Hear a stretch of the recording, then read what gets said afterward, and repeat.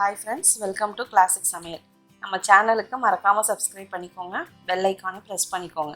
இன்னைக்கு நம்ம சூப்பரான பட்டாணி மசாலா அதை சைட் டிஷ், அதாவது சாதத்துக்கு எல்லாத்துக்குமே தொட்டுக்கிற மாதிரி சைட் டிஷ்ஷாக எப்படி பண்ணுறது அப்படின்னு செஞ்சு காமிக்க போகிறேன். இது நார்மலாக கடைகளில் கிடைக்கிற பட்டாணி சுண்டல் அந்த மாதிரி இருக்காது. இது வேறு மாதிரி கொஞ்சம் ரிச்சாக இருக்கும் டேஸ்ட்டு.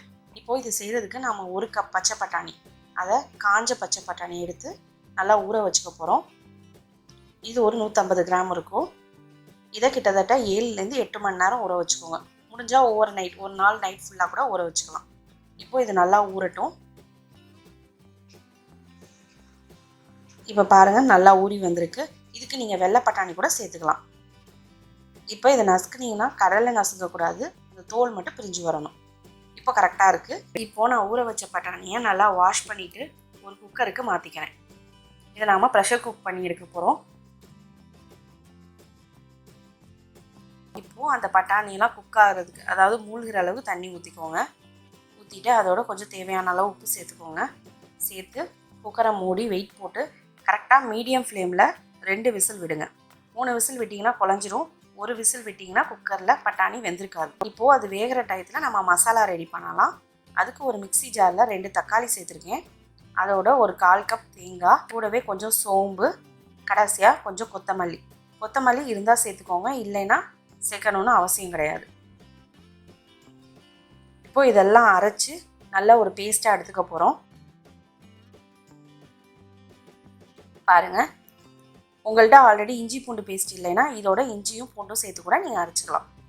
இப்போது எல்லாம் ரெடியாக இருக்குது. நம்ம பட்டாணி வெந்துருச்சு. இப்போது இது ரொம்ப குலையும் இல்லை, வேகாமையும் இல்லை, கரெக்டாக இருக்குது.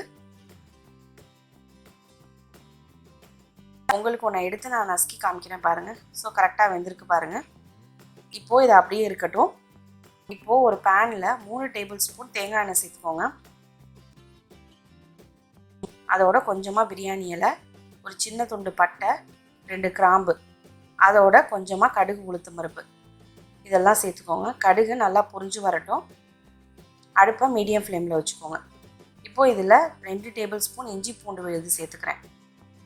நீங்கள் வேணும்னா மிக்சியில் அரைக்கும் போது கூட இஞ்சி பூண்டை சேர்த்து அரைச்சிக்கலாம். இப்போது இது வதங்கினதுக்கு அப்புறமா அதில் ஒரு வெங்காயமும் கொஞ்சம் கருவேப்பிலையும் சேர்த்துக்கிறேன். இதை அடுப்பை மீடியம் ஃப்ளேமில் வச்சு கோல்டன் ப்ரௌனுக்கு வதக்கிக்கோங்க. இப்போது இது ஓரளவு வதங்கினதுக்கு அப்புறமா நம்ம அரைச்சி வச்சுருக்க மசாலாவை இதில் சேர்த்துக்கிறோம். அது ரோட்டுக்கடை ஸ்டைலில் பண்ணுறது, அது இன்னொரு நாள் அந்த வீடியோவை நான் போடுறேன். இப்போது இதோட நான் 1 டேபிள் ஸ்பூன் மிளகாய்த்தூள், 1 டேபிள் ஸ்பூன் மல்லித்தூள், 1/2 tablespoon Kashmiri chilli powder, 1 teaspoon garam masala, இதெல்லாம் சேர்த்து நல்லா கலந்து விட்டுக்க போகிறேன். இப்போது இதில் மிக்சியில் அந்த தண்ணியை சேர்க்கக்கூடாது. லைட்டாக வதக்குனதுக்கு அப்புறமா இந்த ஸ்டேஜில் மிக்சியில் இருந்த மிச்ச மசாலாவில் தண்ணி ஊற்றி லைட்டாக கலந்து அந்த தண்ணியை இப்போ ஊற்றலாம். ஊற்றிட்டு தேவையான அளவு உப்பு சேர்த்து நல்லா கலந்து விட்டுக்கோங்க. அடுப்பை மீடியம் ஃப்ளேமில் மட்டும் வச்சுக்கோங்க. ஹையில் வச்சிங்கன்னா கருகிடும். இப்போ இதை மூடி ஒரு 3லேருந்து 4 நிமிஷத்துக்கு நல்லா கொதிக்க விடுங்க. அப்போ தான் இதில் உள்ள பச்சை ஸ்மெல்லாம் போகும். இப்போ பாருங்கள், இதில் எண்ணெயெல்லாம் பிரிஞ்சு நல்லா பச்சை ஸ்மெல் போய் நல்லா கிரேவி வந்திருக்கு. இப்போது அடுப்பை ஃபுல் சிம் வச்சுட்டு நம்ம வேக வச்ச பட்டாணி இருக்கு பாருங்கள், அதுலேருந்து தண்ணியை வடிச்சிட்டு அந்த பட்டாணியை மட்டும் இதில் சேர்த்துக்க போகிறேன்.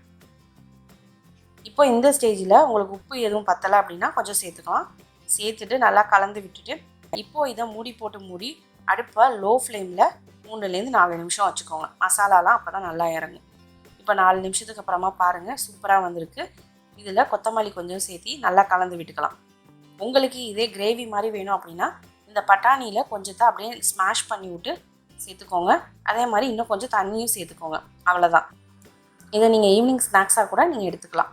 இதை நீங்கள் ரைஸ்க்கு, சப்பாத்தி, பூரி எதோட வேணாலும் தொட்டுக்கலாம். ஈவன் ஃப்ரைட் ரைஸோட தொட்டு சாப்பிட்டா கூட ரொம்ப நல்லாயிருக்கும். ஸோ கண்டிப்பாக இந்த ரெசிபியை செஞ்சு பார்த்துட்டு எப்படி இருக்குன்னு கமெண்ட் பண்ணுங்கள். மறக்காமல் நம்ம சேனலுக்கு சப்ஸ்கிரைப் பண்ணிடுங்க.